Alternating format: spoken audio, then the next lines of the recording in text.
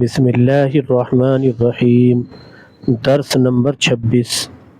اپنی زندگی اور موت پر غور کرنے والا کافر نہیں ہو سکتا۔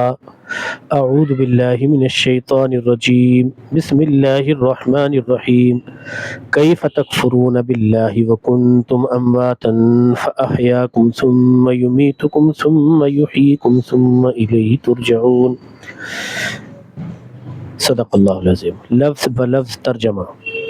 کیفا کیسے، تکفرون تم کفر کرتے ہو، باللہ اللہ کے ساتھ، وکنتم اور تھے تم، امواتا مردے، فاحیاکم تو اس نے تمہیں زندہ کیا، ثم پھر، یمیتکم تمہیں موت دے گا، ثم پھر، یحییکم تمہیں زندہ کرے گا، ثم پھر، الیہ اسی کی طرف، ترجعون تم لوٹائے جاؤ گے۔ ترجمہ۔ تم اللہ کے ساتھ کیسے کفر کرتے ہو حالانکہ تم مردہ تھے، اس نے تمہیں زندہ کیا، پھر تمہیں موت دے گا، پھر زندہ کرے گا، پھر اسی کی طرف لوٹائے جاؤ گے۔ تشریح۔ اس آیت میں 5 باتیں بتلائی گئی ہیں۔ نمبر 1، تم اللہ تعالیٰ کے ساتھ کفر کا طرز عمل کیسے اختیار کر لیتے ہو۔ نمبر 2، حالانکہ تم بے جان تھے اسی نے تمہیں زندگی بخشی۔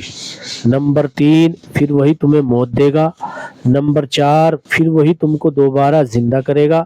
نمبر 5، اور پھر تم اسی کے پاس لوٹ کر جاؤ گے۔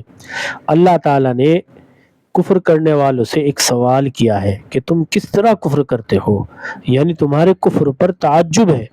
اگر تم صرف اپنے وجود پر غور کر لیتے کہ تم کچھ بھی نہیں تھے، ایک مردہ نطفے کی شکل میں تھے، اللہ تعالیٰ نے تم کو ایک خاص قسم کی شکل دی، بہترین انداز میں پیدا کیا، دل و دماغ دیا، ہاتھ پیر دیے، آنکھوں میں قوت بصارت دی، کانوں میں قوت سماعت دی، زبان میں قوت گویائی دی، جسم کا اندرونی نظام بنایا اس طرح کہ تمہارا جسم خود ایک دنیا ہے، پھر اس جسم میں جان ڈالی، تم کو زندہ کیا، پھر تم کو بچپن سے ترقی دی اور تم نے جوانی پر قدم رکھا، اور اپنے جیسے ہزاروں لاکھوں انسانوں کا بچپن، ان کی جوانی اور ان کا بڑھاپا دیکھا، پھر ان کو دنیا میں آتے جاتے دیکھا، ان کی پیدائش اور ان کی موت دیکھی، ان کو قبروں میں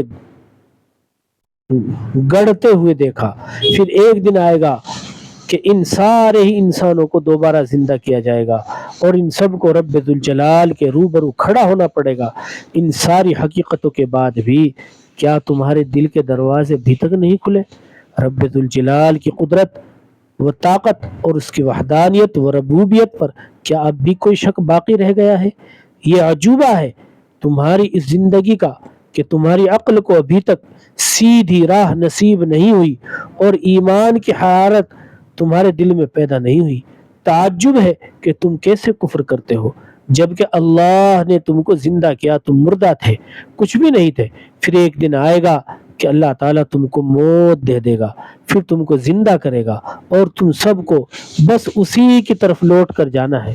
سمجھ جاؤ ابھی موقع ہے اپنے رخ کو بدلنے کا اور فیصلہ لینے کا۔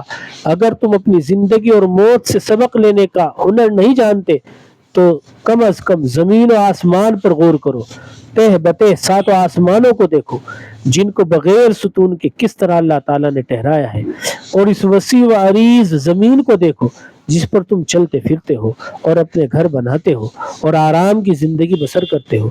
اللہ تعالیٰ کی وحدانیت کو ماننے کے لیے بس یہی چیزیں کافی ہیں۔